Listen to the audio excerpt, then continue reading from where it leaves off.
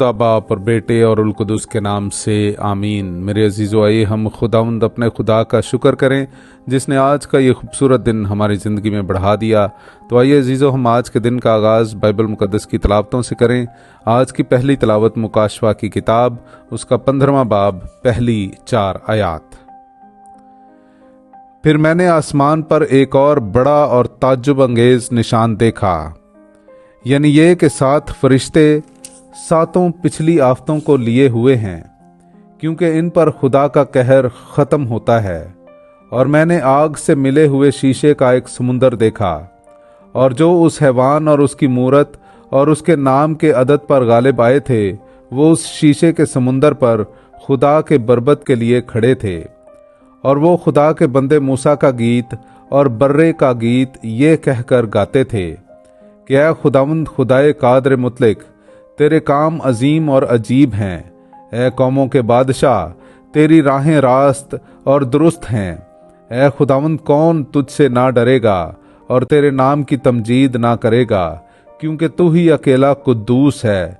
और सब कौमें आकर तेरे आगे सजदा करेंगी, क्योंकि तेरी सदाकत के काम जाहिर हो गए हैं।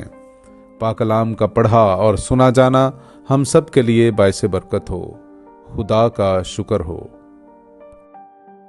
मेरे अजीज़ो, आइए हम खुदावंद अपने खुदा की हम्दो तारीफ़ करें। मैं आपके सामने पढ़ूंगा ज़बूर नंबर 98, उसकी पहली से तीसरी और फिर 7वीं आयत से लेकर 9वीं आयत तक। खुदावंद के लिए एक नया गीत गाओ, क्योंकि उसने ताज्जुब अंगेज काम दिखाए हैं। उसके दस्ते रास्त ने और उसके कुदूस बाजू ने उसे फतह बख्शी है। खुदावंद ने अपनी नजात जाहिर की है। उसने गैर कौमों के रूबरू अपना अदल मुनकशिफ किया है। उसने इसराइल के घराने की खातिर अपनी रहमत और वफा याद फरमाई है। जमीन की तमाम हुदूद ने हमारे खुदा की निजात देखी है। समुंदर और उसकी मामूरी, जहान और उसके बाशिंदे गूंज उठें। दरिया तालियां बजाएं और साथ ही पहाड़ खुशी से ललकारें खुदावंद के हजूर, क्योंकि वो आ रहा है। वो आ रहा है ताकि दुनिया की अदालत करे। वो अदल से कुर्राए अर्ज की और सिदक से कौमों की अदालत करेगा। पाकलाम का पढ़ा और सुना जाना हम सब के लिए बाइसे बरकत हो। खुदा का शुक्र हो।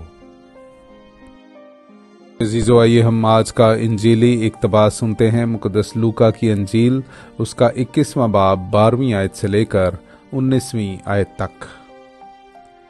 लेकिन इन सब बातों से पहले वो मेरे नाम के सबब से तुम पर हाथ डालेंगे और सताएंगे, और इबादत खानों और कैद खानों में ले जाएंगे, और बादशाहों और हाकिमों के सामने पेश करेंगे, और ये तुम पर शहादत के लिए आएगा। बस अपने दिल में ठान रखो कि हम पहले से फिक्र ना करें कि क्या जवाब देंगे, इसलिए कि मैं तुम्हें ऐसा कलाम और हिकमत दूंगा कि तुम्हारा कोई मुखालिफ सामना करने और खिलाफ कहने का मकदूर ना रखेगा।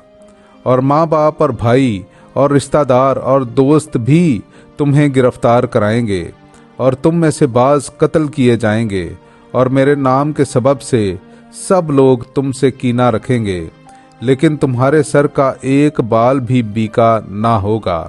अपने सब्र से तुम अपनी जानों को बचाए रखोगे।